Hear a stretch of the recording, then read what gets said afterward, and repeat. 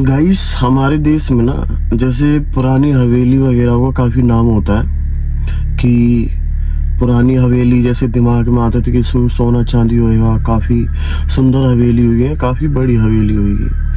पर कभी कभार कुछ ऐसा होता है कि पुरानी हवेलियाँ की नॉर्मल खंडर बन के रह जाती हैं या मामूली ईंट का मकान या सीमेंट गारा बन के रह जाती हैं। जी हाँ, आज की हमारी स्टोरी जो है मध्य प्रदेश से होने वाली है। जगह का नाम नहीं लूँगा मैं क्योंकि बहुत सारे रीजंस होते हैं। आज वीडियो नहीं चल रही है, कल को चल रहा है तो उस जगह का नाम बदनाम होने का डर रहता है। समझ जाओ, इतने समझदार होने चाहिए आप। मध्य प्रदेश से ठीक है। हमारी स्टोरी स्टार्ट होती है निखिल के नाम से। निखिल हमारा किरदार होता है इस कहानी में।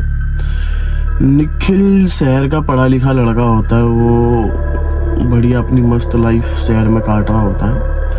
पर उसकी दादी का इंतकाल होने के बाद, मतलब दादी खत्म हो जाती है उसकी, क्योंकि दादी का इकलौता मतलब आने वाली जायदाद का वारिस एक ही था, निखिल था, कोई आसपास था नहीं। तो जो हवेली मिलनी थी वो निखिल को ही मिलनी, तो उस जरिए से उसे वहाँ पे गांव जाना पड़ता है। पढ़ा लिखा लड़का था, गांव जाना पड़ गया।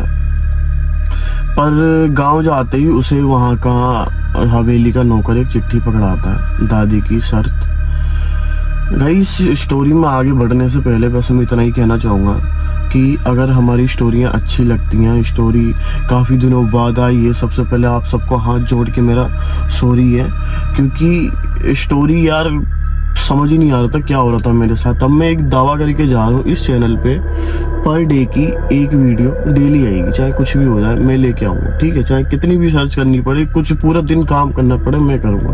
वीडियो में लाइक कमेंट शेयर सब्सक्राइब करके जाना, ठीक है। नौकर जो होता है वो चिट्ठी देता है निखिल को।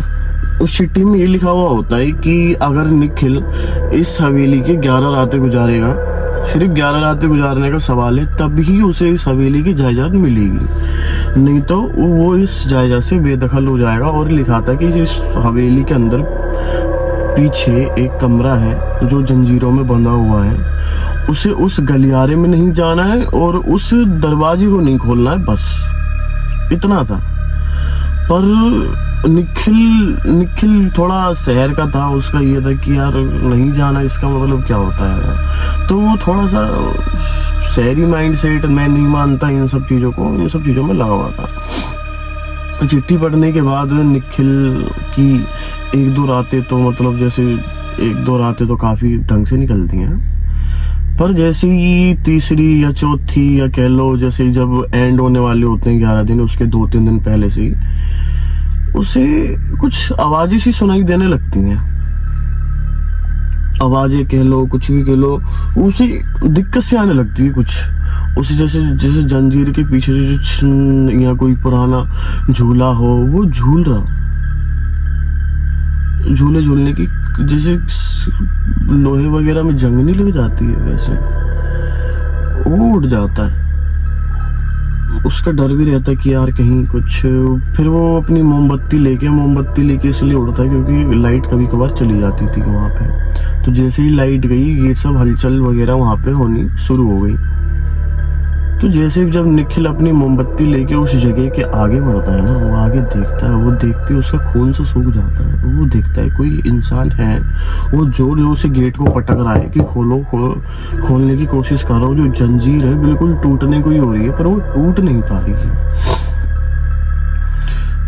इतना देखने के बाद निखिल का जो अपना चेहरे का जो पसीना वसीना था वो सब आ जाता है। अंदर से एक आवाज आती है कि बेटा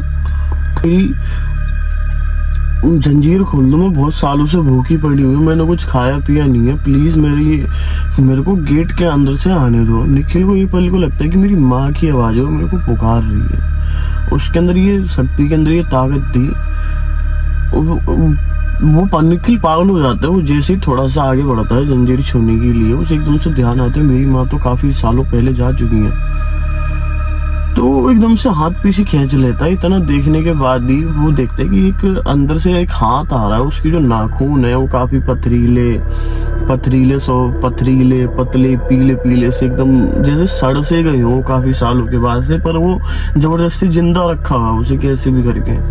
इतनी बुरी हालत में देखता है वो सहन नहीं कर पाता, वो नहीं देख पाता कि अब फायदा ना हो ना कि अगला बंदा रातों में सो ना पाए, तो वो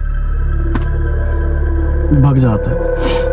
भागने के बाद जब वो सुबह उठता है, वो अपने गांव के किसी पंडित जी के पास जाता है। पंडित जी से पूछता है कि पंडित जी ऐसे ऐसे मेरे को रात में ये सब चीज़ दिखाई दी, आखिर ये सीन है क्या? तो पंडित जी कहते हैं कि तुम्हारी दादी इसलिए ये शर्त तुम्हारे आगे रख के गई थी क्योंकि तुम्हारे जो दादा थे उनकी जो बेटी थी वो किसी साए के चपेट में आ गई थी। साए के चपेट में आते उन्हें जाना पड़ा, पर वो साया इतना मजबूत था कि वो कभी उसका शरीर छोड़ के गया ही नहीं। तो मजबूरन हमें काफ़ी पंडितों को बुला के उस गांव में हवन करना पड़ा, उसे उस कमरे के अंदर बंद करना पड़ा, क्योंकि जिससे पूरा गाँव सुरक्षित रहे। अगर गाँव सुरक्षित नहीं रहेगा तो तुम भी सुरक्षित नहीं रहोगे। तो ये सब सुन के निखिल कहता है कि पंडित जी अब तो ऐसा कुछ, अगर मैं वहाँ जाऊँ ना तो क्या सीन है, तो काफ़ी डर भावना से। तो पंडित जी कहते हैं कि निखिल यही सब सीन था, ये सब बात थी जो तुम्हारी दादी जी ने बताई थी, बाकी अब देखो तुम्हें 11 रातें काटनी है, तुम्हारे ऊपर है तुम्हें क्या करना है।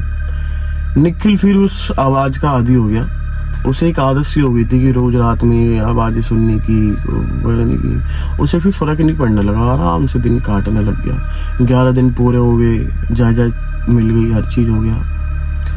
पर कुछ दिनों बाद इस बार निखिल की जो आवाज़ें सुनने की आदत थी वो वहाँ से नहीं आ रही थी, वो उसके बेड के नीचे से आ रही थी। जी हाँ, ये स्टोरी बस खत्म होने से पहले बस मैं इतना ही कहना चाहूँगा। स्टोरी खत्म इसलिए कर रहा हूँ क्योंकि इसका जो पार्ट है ये पहला पार्ट है, अगला पार्ट आएगा दूसरी वीडियो में। काफ़ी लंबी हो जाती तो एक में कवर करना सही नहीं था।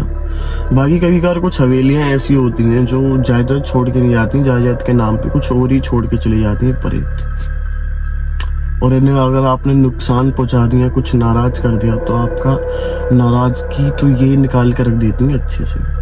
जी हाँ, बाकी मिलते हैं अगली वीडियो में। शुक्रिया।